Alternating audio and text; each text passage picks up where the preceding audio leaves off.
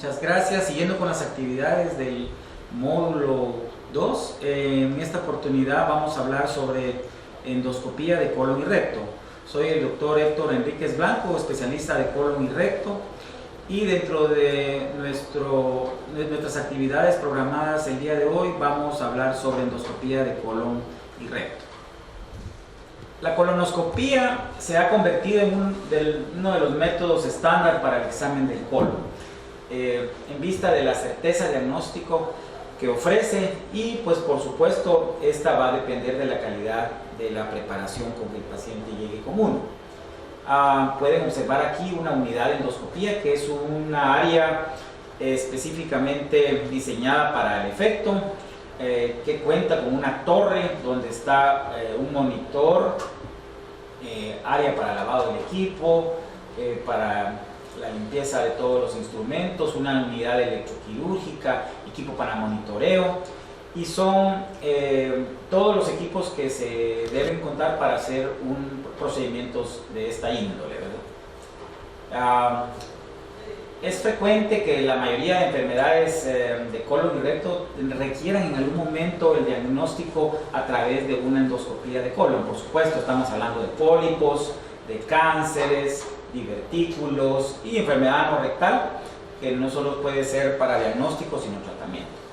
Las indicaciones para los procedimientos endoscópicos de colon, tenemos estos que son los más comunes: las alteraciones del hábito intestinal, entendiendo, posteriormente vamos a hablar del tema, cambios en la forma en que la persona hace su evacuación, la hemorragia colorectal, dolor abdominal de origen no explicado, síntomas de alarma con una sospecha de neoplasia de colon, en el seguimiento y control de enfermedad inflamatoria intestinal, o cuando tenemos específicamente un enema de vario anormal o dudoso. También dentro de las indicaciones básicas está la presencia de sangre oculta en las heces, el seguimiento de pacientes con historia de pólipos o cáncer de colon y el tamizaje de los pacientes de alto riesgo. Comenzamos con el hábito intestinal. Bueno, se considera normal ciertos cambios en el hábito intestinal, pero no aquellos que son persistentes, que son diferentes, que son constantes, que son súbitos y que se refieren a que el paciente cambia la forma normal con la cual defeca. En este caso puede ser que se presente con estreñimiento, con diarrea, con tenesmo, con síntomas constantes. Todos estos síntomas y cambios súbitos y permanentes en el hábito intestinal pues hacen sospechar, como un signo o síntoma de alarma, de que hay la presencia de un daño estructural que va a requerir en algún momento un método diagnóstico de tipo estructural, como de la colonoscopía. También la pérdida de peso, síntomas nocturnos, la presencia de sangre en las heces o en el recto, sangre oscura, pérdida de peso sin explicación, o dolor abdominal crónico o una masa palpable. Estos síntomas, pues en general, también el tenesmo, pues nos van a sospechar una enfermedad estructural que va a requerir un estudio estructural, que en el caso presente puede ser una colonoscopía o un enema de vario para detectar una enfermedad en colon. El dolor abdominal, pues nosotros sabemos que puede presentarse en forma difusa en el cuadrante inferior izquierdo. También hay pacientes que presentan con el dolor en el abdomen derecho o en la parte del abdomen bajo. Es de la mayoría de pacientes con enfermedades en el colon. También tenemos lo que se conoce como una colonoscopia de escrutinio o de screening o tamizaje, como se conoce. En este caso el paciente se presenta sin síntomas, a una edad específica. El paciente requiere hacer según su examen, especialmente en colon se recomienda en toda persona normal a los 50 años como un estudio de tamizaje. Pero también se ha utilizado en pacientes de alto riesgo de desarrollar esta enfermedad. Posteriormente vamos a hablar del tema.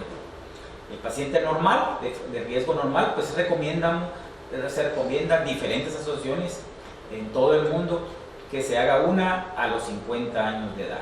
O sea que a partir de los 50 años de edad, en un paciente o una persona asintomático, es recomendable hacer este examen. ¿Por qué? Para detectar las lesiones premalignas, que son los pólipos adenomatosos en su mayoría de casos, o ya la presencia de lesiones preneoplásicas. en aquellos pacientes que tienen alto riesgo, como por ejemplo que han tenido historia familiar de cáncer, no solo de pólipos, sino también de neoplasias, es recomendable hacerlo más tempranamente. Estamos hablando de los 40 años en estos pacientes, contrario a los 50 en una persona asintomática.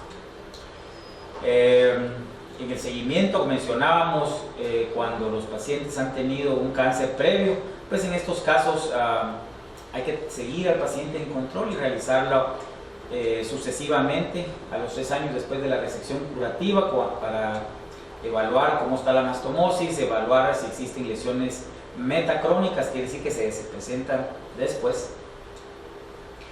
También para ver lesiones benignas que van apareciendo, como los adenomas, y en casos también cuando existe colitis ulcerativa, que en todos los pacientes que tienen más de cierto tiempo de evolución, como 8 años, cuando es izquierda, o 15 años cuando es total, en estos casos ya se requiere pues, específicamente un seguimiento más estricto, que se menciona cada 3 años. Historia familiar de pólipos, pero especialmente cuando hay poliposis adenomatosa familiar. Sabemos que vamos a hablar después de este tema, pero en estos pacientes se requiere un estudio temprano, entre 10 y 15 años, ya que muchos de estos pólipos se empiezan a presentar a edad temprana y el 100% de los pacientes desarrolla cáncer a los 40. En el síndrome de Lynch o cáncer de colon no asociado a hereditario, no asociado a poliposis, en estos casos especiales que después vamos a hablar cuando hablemos de cáncer, la colonoscopía se recomienda a los 25 años de cada 2 años. Y lo más común, lo más que presentamos es pacientes que han tenido familiares en primer grado con pólipos o con cáncer, que tienen mayor riesgo de presentar cáncer en etapas más tempranas. Entonces en estos casos sí es necesario hacer los exámenes. Lo que mencionábamos, vamos a seguir adelante. Estas son las colonoscopías que se realizan de tipo usualmente diagnóstico, pero también tenemos las colonoscopías terapéuticas. Dentro de las colonoscopías terapéuticas, en casos de emergencia tenemos la detorsión de un volvulus. En la mayoría de casos se puede utilizar un proctosigmoidoscopio rígido que nos ofrece una detorsión con un aparato, pero en un gran porcentaje también no se puede alcanzar el área del sigmoides que está torsionada. En estos casos el volvulus se puede torsionar, se puede enderezar el asa con un colonoscopio, que es usualmente mejor. También en los casos de enfermedad diverticular, antes de requerir una operación es recomendable hacer una colonoscopía para ver la extensión de la enfermedad, si la enfermedad está provocando estrechez en los divertículos, para definir una conducta quirúrgica propiamente dicho. Otro de los temas que también se ha utilizado es la colonoscopía intraoperatoria. Raramente es necesario, especialmente en casos de hemorragia aguda, donde no se ha identificado previamente la localización de la lesión. Nos ayuda a diferenciar si estamos hablando de colon izquierdo o colon derecho, pero es una eventualidad que a veces hay que considerar. Todos los pacientes que en algún momento van a requerir una colonoscopía, como mencionábamos, diagnóstica, electiva, de emergencia, pues en algún momento van a requerir algún tipo de evaluación. Esta evaluación, pues por supuesto, no es preoperatoria porque no va a ser un procedimiento quirúrgico, pero sí hay un procedimiento donde se va a hacer algún tipo de sedación. En estos casos debe evaluarse la vía aérea anticipadamente. El paciente hipertenso tiene que tener control de su presión arterial, si es un procedimiento electivo, y usualmente requieren una evaluación básica preoperatoria, o sea, donde se evalúe al paciente que esté en ayunas 6 horas y algunos requerimientos mínimos necesarios para realizarlo. Muchos de estos pacientes que van para colonoscopía ya han tenido un examen proctológico completo por algún médico en general. De hecho, vamos a hablar del tema específico, lo que es inspección perianal, tacto rectal, anoscopía y proctosigmoidoscopía, pues usualmente ya están evaluadas previamente, ya se han realizado. Entonces, como mencionábamos anteriormente, el tacto rectal sigue siendo la mejor manera para detectar un cáncer localizado ya sea a la región del conducto anal, que en este caso serían cáncer epidermoides, o cáncer del recto, que estamos hablando de adenocarcinoma. Vaya, se detecta por engrosamientos en áreas específicas. Otras de las indicaciones muy frecuentes es cuando tenemos enfermedades anorrectales secundarias o síntomas no explicados satisfactoriamente, especialmente en los pacientes 50 años. Por ejemplo, tenemos un paciente mayor de 50 años que tiene hemorragia rectal, pues, y vemos que en realidad se trata de enfermedad hemorroidaria. En estos casos nosotros siempre sugerimos hacer una colonoscopía de base, porque la coexistencia o una causa proximal debe siempre descartarse. La presencia de pólipos o cáncer es una cuestión frecuente. Igual, en un paciente que va a ser operado de enfermedad hemorroidaria, nunca lo operamos de las hemorroides o de una cirugía no rectal hasta que hayamos tenido, por ejemplo, un examen completo que incluya, como mencionamos, inspección perianal, tacto rectal, anoscopia y proctosigmoidoscopia, ya sea rígida o flexible. O sea, hay un protocolo bien específico que seguimos para no pasar desapercibido lesiones proximales, que esa es nuestra preocupación siempre. En estas, las consideraciones técnicas usualmente se refieren que nuestro objetivo al hacer una colonoscopia va a ser siempre llegar al ciego. Queremos ver el ciego porque, como todos sabemos, hasta una cuarta parte de los casos de cáncer van a ser en estas áreas. Entonces, hacer colonoscopías incompletas a veces no sirve, y eso va a requerir pues el apoyo de enema de bario, algún método diagnóstico adicional. En algunos casos no se puede, ya sea porque el paciente ha tenido cirugía previa, divertículos, angulaciones, o el paciente está mal preparado. Es importante. Y la preparación intestinal, eso es algún tema rápido, pero necesitamos confirmar aquí que todo paciente que se va a realizar una colonoscopia debe tener una preparación apropiada, y para ello se puedan utilizar el Nulitelli, que es uno de los productos más comunes, o el clásico fosfato de soda, fosfosoda, que es el que se conoce comercialmente como FLIP. Ambos productos se pueden utilizar. Yo específicamente recomiendo el Nulitelli, que es un producto que trae la combinación de suero oral más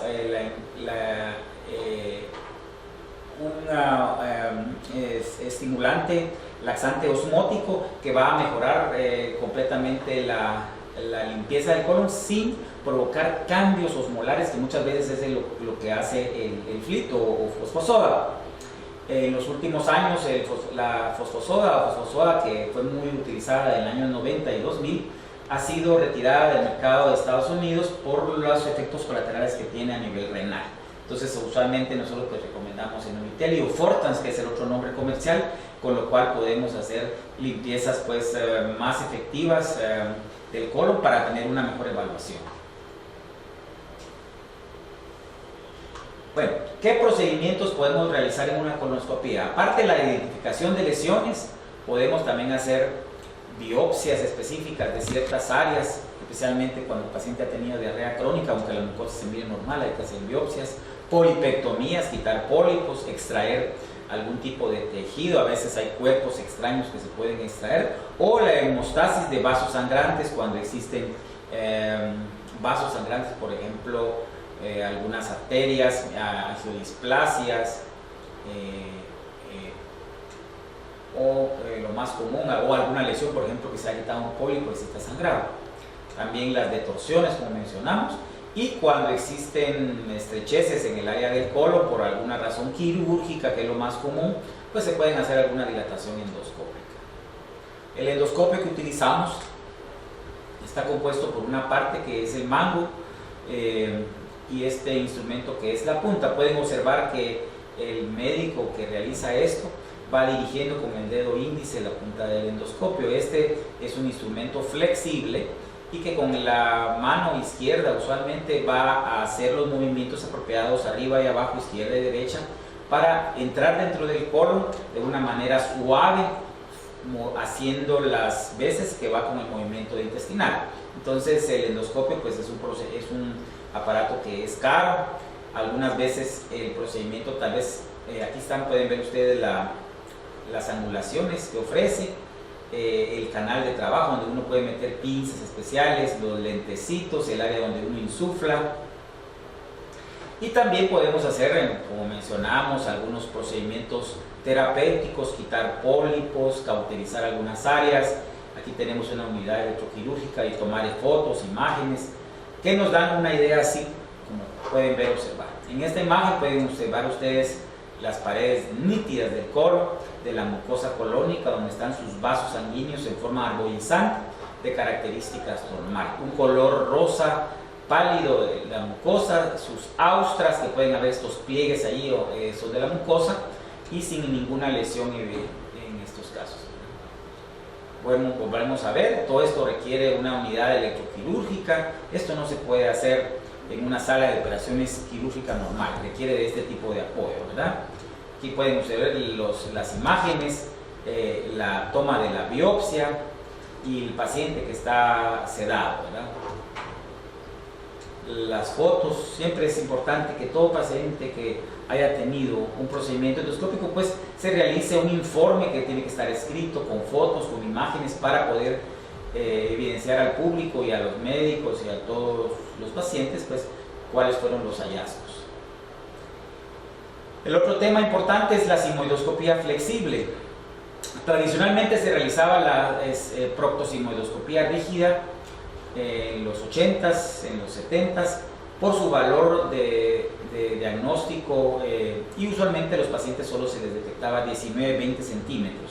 Era un poco más dolorosa, son instrumentos de 20 milímetros usualmente de grosor, 19-20 milímetros, y que todavía continúan siendo útiles, especialmente cuando se quiere medir la distancia exacta de lesiones, cosa que no se puede realizar con un endoscopio flexible, porque el endoscopio flexible se dobla, se angula, entonces no puede dar la localización exacta. Por ejemplo, en este caso sería un tumor de recto, que no podríamos detectar exactamente si está localizado en la parte distal, en la parte media, en la parte proximal, a menos que tengamos un proctosigmoidoscopio rígido. Con este proctosigmoidoscopio rígido, pues nosotros ya tenemos una localización exacta de las lesiones que tenemos. Esto siempre sigue siendo una utilidad. También se utiliza la proctosigmoidoscopía rígida pues en áreas rurales donde no pues, se cuenta con endoscopios flexibles, porque son instrumentos más económicos, ¿verdad? Lo cierto es que con la sigmoidoscopía flexible pues muchas veces puede tener un alcance mayor, hasta 60 centímetros, y su tolerancia es mejor, no duele, es más fácil con la flexible. Entonces, o sea, es una ventaja, ¿verdad? Y es ahí donde nosotros vamos a poder evaluar todas las áreas del colon que ya estudiamos en la anatomía, y pues por las posibles lesiones. Aquí pueden observar pólipos que vamos a discutir después de ellos. Un pólipo pediculado, pueden ver acá el pedículo y el área del pólipo. Este es un pólipo sésil, este es un pólipo diminuto. Esta es un área inflamatoria acá con varios pólipos de tipo inflamatorios. Aquí hay otros tipos de pólipos, una cicatriz después de una polipectomía, y como pues la imagen de algunos pólipos, que algunos de ellos, por ejemplo los adenomas, pueden degenerar en cáncer. Eso lo vamos a discutir posteriormente. Las lesiones anorrectales, que ya hablábamos en el examen anorrectal, pues detectar fisuras, prolapsos mucosos, áreas de papilomas. Acá pueden ver una área pequeña aquí, y área de abscesos, donde se puede un orificio fistuloso aquí dando material purulento. Hemorroides externas, y aquí una anoscopía, donde puede verse aquí un área sangrante en del lado izquierdo, y que se puede pues, controlar el sangrado. La mayoría de los paquetes hemorroidarios, como todos sabemos, vamos a hablar después al respecto, pues están localizados dos derechos y uno izquierdo, un lateral izquierdo, el posterior derecho y el anterior derecho, tanto en la parte externa como interna, son frecuentes. En conclusión, nuestro protocolo básico es el siguiente. Si tenemos síntomas anorrectales, pues con un examen proctológico completo lo vamos a desarrollar, algunas veces con sigmoidoscopía flexible. Pero cuando sospechamos una enfermedad del colon, de los intestinos, pues ya procedemos a una colonoscopia. Pueden observar acá que no estamos hablando de enema de vario. Posteriormente vamos a hablar de enema de vario, pero lo más importante aquí es que antes se mencionaba que era necesario tener un enema de vario previo a una colonoscopia y antes de una colonoscopia. Ahora no, esto es un mito, no hay necesidad. La mayoría de los pacientes requieren una colonoscopia. ¿Por qué? Porque uno va directo a sacar tejido, muestra, análisis del caso específico. En cambio, un enema de vario, muchas veces, si el enema de vario tiene una duda, pues vamos a necesitar una colonoscopia. Si el examen de enema de vario está negativo, pero el paciente persiste los síntomas, vamos a necesitar una colonoscopia. Y si es raro el paciente que tiene solo un enema de vario, que nos podemos quedar tranquilos, porque muchas veces pueden haber falsos negativos, ¿verdad? En relación con el precio, sabemos que pues, es usualmente el doble de caro, y no, dijéramos, el riesgo de una colonoscopia a la larga no es mayor que el de un enema de vario. Tampoco duele, porque con los procedimientos actuales de sedación, que se realiza como una ligera sedación, o sea, sedación consciente, sin dolor, ¿verdad? Y la realidad pues, actual es que tiene bajo costo, es accesible, tiene riesgo mínimo, y es el método estándar de diagnóstico de la evaluación del colon a nivel mundial. La Asociación Americana de Cáncer, como lo hemos mencionado, lo menciona como un método de elección de tamizaje, o sea, de escrutinio, en toda persona arriba de 50 años. Asintomático, o sea, que no tenga síntomas, ¿verdad? Algunas veces se reportan complicaciones asociadas a la colonoscopia, no hay que dejarlas de mencionar, hemorragia, perforación, pero como pueden ver ustedes, son escasas, ¿verdad? Perforación es 0.32%, hemorragia es 1.7% cuando ha tenido tipo terapéutico, y cuando es de tipo diagnóstico, pues aquí están los porcentajes, son más bajos, ¿verdad? 0.35 sumando perforación y hemorragia, y 2.3 cuando son de tipo terapéutico. Los accesorios, las pinzas que utilizamos para pólipos, cuerpos extraños, el argón, que recientemente ha tenido un auge, especialmente porque cauteriza todas las áreas superficiales sin mayor riesgo de perforación. Pueden ver el haz del argón, y en realidad no es un láser, sino estamos hablando de un gas que, como el mecanismo de acción lo menciona acá, pues se genera a partir de una unidad electroquirúrgica, pero fluye el gas argón que atraviesa el tejido solo en la parte superficial. Es excelente porque puede cauterizar angiodisplasias, como vamos a mencionar. Otro tipo de lesiones se utiliza en hemostasis, en la ablación de tejidos. Este es el instrumento que utilizamos como un complemento a la unidad electroquirúrgica con sus catéteres donde puede salir el argón, ¿verdad? Aquí pueden ver los diferentes tipos de argón, donde sale el rayito. Es como una unidad especial, es muy buena para hacer estos métodos diagnósticos. El daño al tejido es superficial, solo abarca la mucosa, o sea que el riesgo de perforación es menor. Algunos de los parámetros que utilizamos cuando estamos utilizando el argón son aspectos técnicos, y lo que más podemos utilizar este tipo de procedimientos terapéuticos también es por ejemplo, en la proctitis por radiación. En la proctitis por radiación, por ejemplo, el cuadro clásico es pacientes que han recibido radioterapia por cáncer de cervix, que son frecuentes en nuestro medio. Pues se presentan con hemorragia rectal, y lo que observamos son múltiples telangiectasias sangrantes, áreas de úlcera. Con el argón se cauteriza, se puede cauterizar todas las áreas que están sangrando. Aquí también pueden cauterizarse angiodisplasias pequeñitas, vasitos pequeños. Y pues ese es el tema que teníamos. Y finalmente, después de estos métodos diagnósticos y terapéuticos que se pueden utilizar con la colonoscopia, pues darle las gracias de haber escuchado este enfoque general de lo que sirven los procedimientos endoscópicos en colon y recto.